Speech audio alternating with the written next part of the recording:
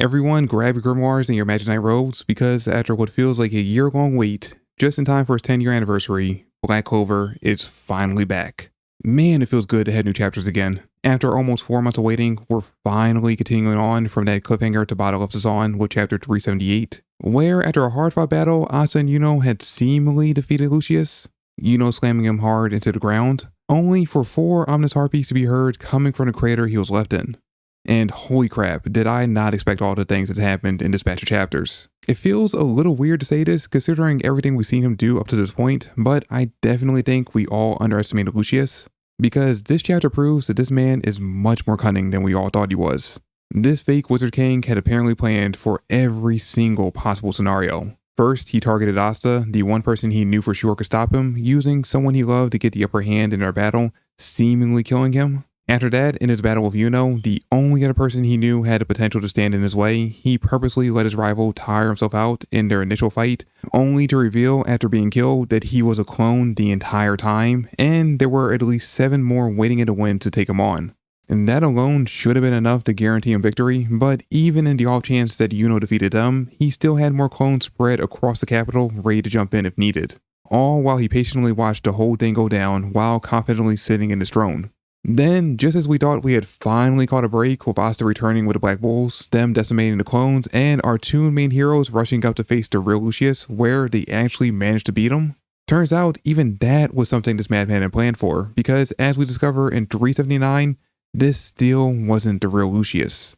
No, this was yet another clone he had prepared on the off chance that somehow Yuno made it past all the others and managed to reach his base. And I'm not gonna lie, if you got fooled by this, then you're not alone. I also thought this was a real him because there really was no reason for it not to be. By the time Yuno would have gotten here, unless he managed to stop by and see Mimosa first, he would have been completely exhausted. No mana, no stamina, and it should have been easy for even base Lucius to take him out. The only explanation I could see being possible as to why he set this up is that he was taking precautions in case Asta made it back. Lucius was aware that he was still alive. That's why he sent Damnatio over to the Witch's Force, in order to stop the Black Bulls from bringing Asta back. So yeah, I guess that was a viable reason, but I still thought this was a real him. But no, the real one had been going all around the Clover Kingdom this entire time, visiting each Grimoire Tower and setting up the largest spell we've ever seen, connecting his soul to all of them and the grimoires inside, making him, as he had always planned to be, the god of all magic. Or at least close to it.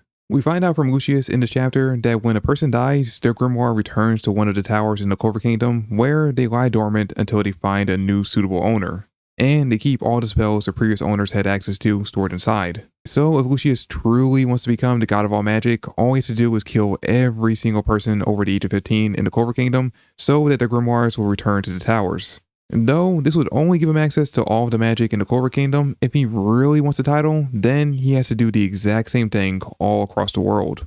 Now, in order to demonstrate how this works, Lucius does something pretty heinous. He uses his enhanced speed to grab Reggie, Godare, and Marks, killing all 3 of them instantly and gaining access to their magic. This was such a tragic death. Not Reggie or Godare, I honestly couldn't care less that they died in this chapter. Really, I'm surprised he got any screen time at all in this arc. But Marks dying the way he did was a real tragedy. Not only was he doing his best to help the Magic Knights save the civilians caught in the battle, but he was also helping Mimosa in locating the people that needed healing the most, which means he's been responsible for saving dozens of lives so far. But the real tragedy about this is that out of everyone, he had the strongest connection to Julius. Sure, we didn't get to spend much time with him throughout the series, so it's pretty easy to say that Yami or William were closer to the Wizard King, but Marks worked side by side with him every single day, often having to scold the Wizard King for shirking his duties in order to run off and have fun, which caused him nothing but frustration every single time, yet despite that, he was still loyal to him. And we saw just how deeply Marks cared about the Wizard King back at the end of the Elf Saga when he got extremely emotional after finding out Julius had actually survived his fight with Patry. So to be killed by the man controlling his body is simply just heartbreaking and much more crueler than something we'd normally expect from Tabata. But the death of Jack, as well as the majority of the Crimson Fire Kings, does show that in this final saga, Tabata isn't pulling any punches. He really wants us to feel the weight of this war, and while none of these 3 are characters we're as attached to as we were Jack, Marks' death is still going to weigh heavy on me. Especially if at the end of this, Marks doesn't end up getting revived, but Julius does, then he'll have to live with the fact that his close friend died by his hands.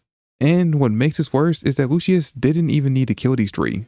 Like, I get it, he killed Rochi and Godair because their magics could be useful in battle, even though after he uses Rochi's chains, he doesn't do anything with their abilities again for the rest of this batch of chapters, and relies solely on the magic he got from the grimoires that were already stored inside the towers. So ultimately, their deaths meant absolutely nothing, just like their lives. But Marks he killed just so he could livestream his fight with Asta and Yuno. Although, with the idea of Julius somehow making it out of this whole event, it could be revealed later on that his soul has been trying to resist Lucius this whole time, working towards taking back control of their body, and that killing Marks was Lucius trying to sink him deeper into the abyss by drowning him with despair. I don't know, it might be a little too close to something they did in JJK, but I can definitely see that being a plot point later on. Anyway, now we have even more reason to be invested in Lucius's downfall, not only for the hope that Julius can regain control of their body, but also so that we can avenge the sudden and tragic death of Marks. Again, don't really care much for the other two. Anyway, getting back to the battle, now that Lucius has unlocked his new god mode, he's able to just spam high tier attacks at the two, putting Asta and Yuno on the defensive for most of this chapter. Ryu calls it Ultra Magic, which I guess is just another step above Ultimate Magic, which was the last highest tier magic we had learned about. And now that has been introduced, there's a good chance we'll see other characters reaching this very same height, especially when you look at what they have to deal with after chapter 380. Now, Ryu realizes that all of Lucius's magic seems to be concentrated in the crystal on his chest, so destroying it should lead to his defeat, or at the very least cut off his seemingly endless supply of mana. And this was clearly Tabata taking heavy inspiration from Bleach with Aizen and the Hogyoku. Lucius's new form even kind of resembled Aizen's at the end of that arc. And just like in Bleach, Lucius's new power-up relies on him having a single crystal on his body, and without it, he becomes much easier to deal with.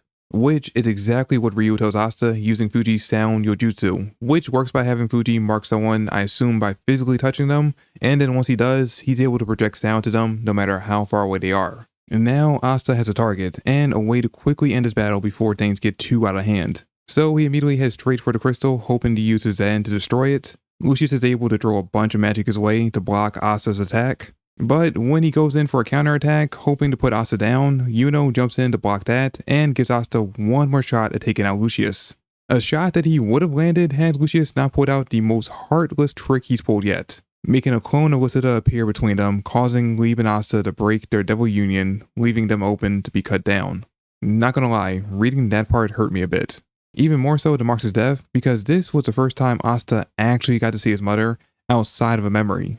And for Lieb, after about 17 years, he was finally able to reunite with the first person to ever show him even a bit of love, and it was her being used as a meat shield against him by this monster pretending to be a god.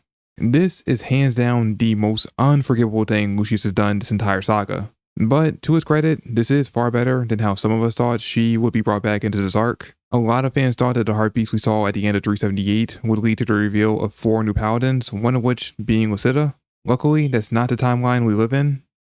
Yet, there is still the small possibility of him turning her into one so that he can continue to use her against her sons. In fact, I say that's much more likely now based on the ending of 380. But whether or not she ends up coming back as a paladin, the question still remains of how Lucius even knows about Wizzard in the first place.